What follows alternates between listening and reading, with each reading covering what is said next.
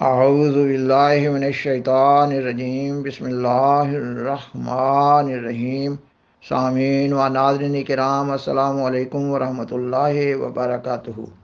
پاکستان کے موجودہ حالات صداقت احمدیت کی طرف رہنمائی کر رہے ہیں۔ پاکستان کے حالات سے بین الاقوامی سطح پر نہ صرف وطن عزیز اسلامی جمہوریہ پاکستان کا نام بدنام ہو رہا ہے، بلکہ اسلام کا نام بھی بدنام ہو رہا ہے۔ خاکسار اپنے دعویٰ کے ثبوت میں پاکستان کے موجودہ حالات پر ایک طائرانہ نظر ڈالنے جا رہا ہے۔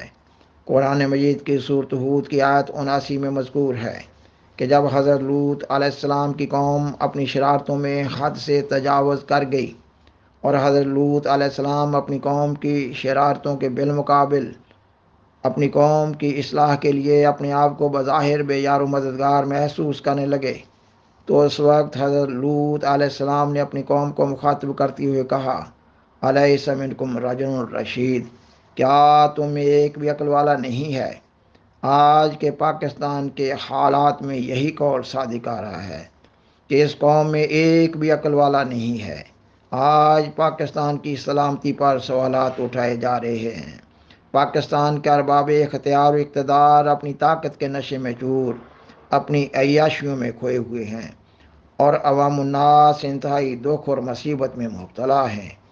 ان حالات کی تہہ میں جائیں اور گہرائی میں سوچیں تو واضح ہو جاتا ہے کہ اس فتنہ و فساد کا بانی تو صرف پاکستان کا وہ ملا ہے جس کے آباء و اجداد قیام پاکستان کے خلاف تھے۔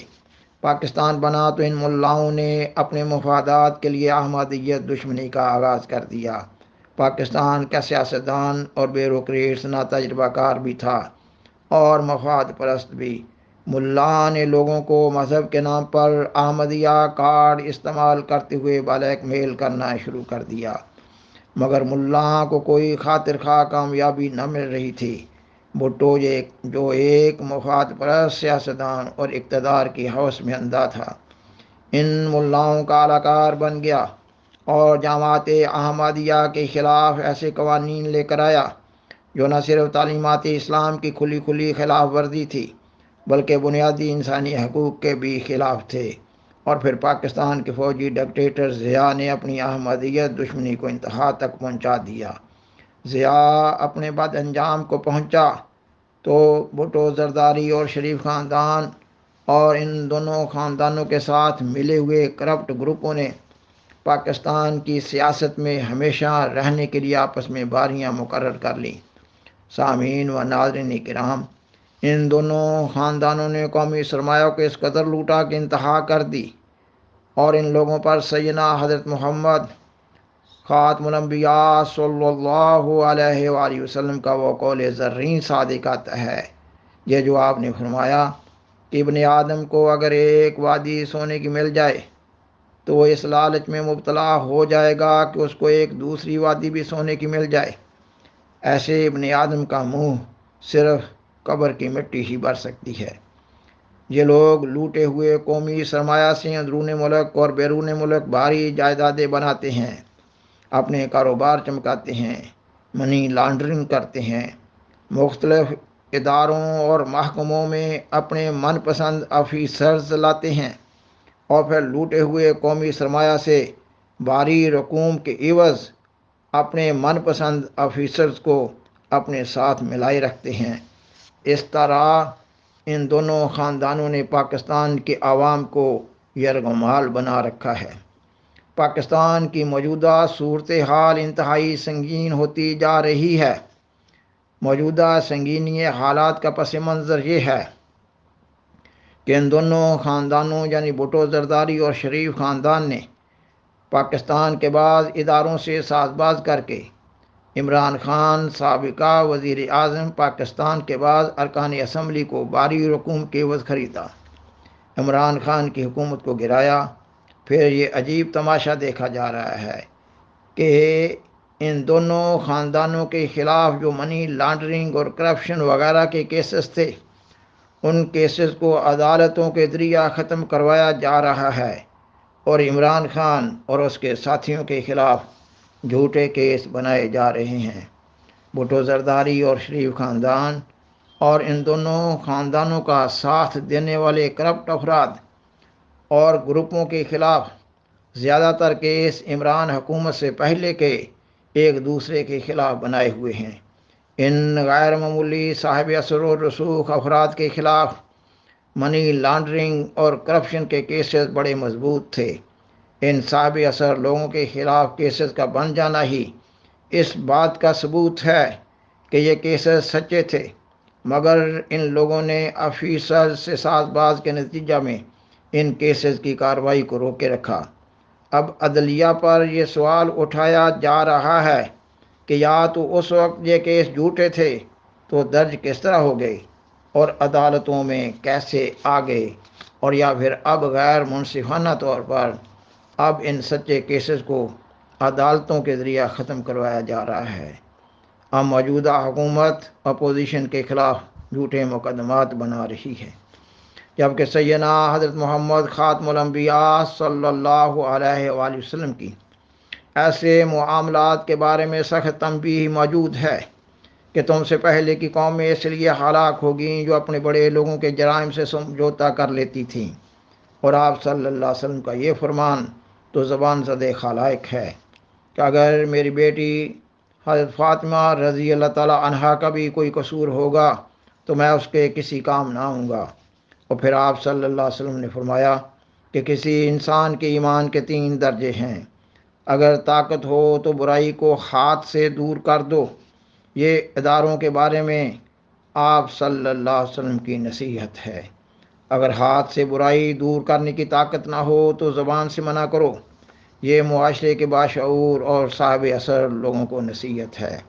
اور پھر آپ صلی اللہ علیہ وسلم نے فرمایا اگر زبان سے بھی منع کرنے کی طاقت نہ ہو تو دل سے ہی برا جانو۔ یہ عوام الناس کے لیے آپ صلی اللہ علیہ وسلم کی نصیحت ہے۔ سوچنے والی بات تو یہ ہے کہ آپ صلی اللہ علیہ وسلم نے یہ کیوں فرمایا کہ برائی کو دل سے ہی برا سمجھو؟ یہ ایک حقیقت ہے کہ اگر کوئی شخص کسی برائی کو دل سے بھی برا نہیں سمجھتا تو پھر ایسے آدمی کا ایمان ضائع ہو جاتا ہے۔ سامعین و ناظرین کرام، خاکسار بیان کرتا ہے کہ ہر قوم کے ہر عمل کا ایک نتیجہ ہوتا ہے۔ اس نتیجہ کو صحیح معنوں میں اہل بصیرت ہی دیکھ پاتے ہیں۔ پاکستان کے موجودہ حالات سے جو نتیجہ برآمد ہو رہا ہے اس کو دیکھا نہیں جا رہا، کیونکہ قوم کا من حیث القوم شعور مردہ ہو چکا ہے، اور خاکسار اس مضمون میں اس نتیجہ کی نشاندہی کرنے جا رہا ہے۔ سو واضح ہو کہ یہ ایک تسلیم شدہ حقیقت ہے کہ جب کسی معاشرہ کی اکثریت گمراہ ہو جاتی ہے تو پھر اشرار کے عمل دخل سے معاشرہ کا ہر انسان متاثر ہوتا ہے، کوئی کم کوئی زیادہ۔ پاکستان میں جو شیطنت کا دورہ ہے اس ماحول میں انسانوں کو وحشی بنایا جا رہا ہے۔ ارباب اختیار و اقتدار کے کردار کا جائزہ لیں تو انسان کے روپ میں سانپ اور بچھوؤں کا ماحول ہے۔ اس ماحول میں جوان ہونے والی پاکستان کی موجودہ نسل نہ صرف پاکستان بلکہ دنیا کے امن و امان کے لیے بھی خطرناک ثابت ہو رہی ہے۔ ارباب اختیار و اقتدار کی زندگیاں جھوٹ، دغا، مکاری، مفاد پرستی سے عبارت ہیں۔ ان لوگوں کی اصلاح ایک امر محال ہے۔ سامعین و ناظرین کرام، خاکسار احمدی مسلمان ہے۔ احمدی مسلمان ہونے کے ناطے سے خاکسار پاکستان کے موجودہ حالات کو مذہبی نقطہ نظر سے دیکھتا ہے تو خاکسار ان حالات کا تجزیہ اس طرح کرتا ہے کہ اسلامی جمہوریہ پاکستان کے آئین میں اسلامی دفعات بھی شامل کر لی گئی ہیں، بالخصوص ختم نبوت پر غیر مشروط ایمان رکھنے کی شک ایک بنیادی شک ہے۔ اگر پاکستان کے مسلمان بالخصوص ارباب اختیار و اقتدار اپنے ایمان اور عمل میں سچے ہیں تو پھر پاکستان کو ایسے موجودہ حالات کا سامنا نہ ہوتا۔ یہ اس لیے ہو رہا ہے کہ پاکستان میں مذہب ہے تو رسمی اور اسمی، اور جمہوریت ہے تو رسمی اور اسمی۔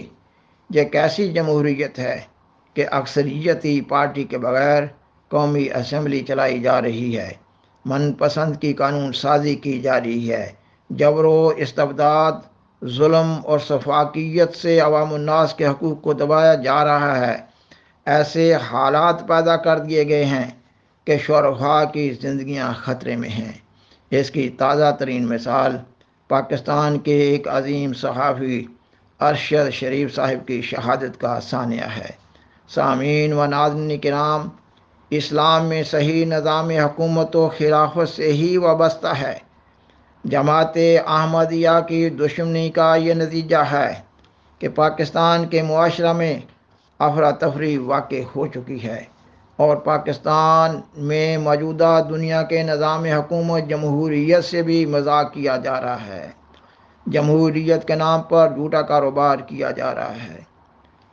علامہ اقبال صاحب نے اس قوم کا نقشہ ان الفاظ میں کھینچا ہے: شور ہے ہوگے دنیا سے مسلمان نابود، ہم یہ کہتے ہیں کہ تھے بھی کہیں مسلم موجود، وضع میں تم ہو نصارہ تو تمدن میں حنوط، یہ مسلمان ہیں جنہیں دیکھ کے شرمائیں یہود۔ اور جماعت اسلامی کے بانی مودودی صاحب نے اپنی کتاب مسلمان اور موجودہ سیاسی کشمکش میں لکھا: یہ انبوئے عظیم جس کو مسلمان قوم کہا جاتا ہے، اس کا حال یہ ہے کہ اس کے 999 فی 1000 افراد نہ اسلام کا علم رکھتے ہیں، نہ حق اور باطل کی تمیز سے آشنا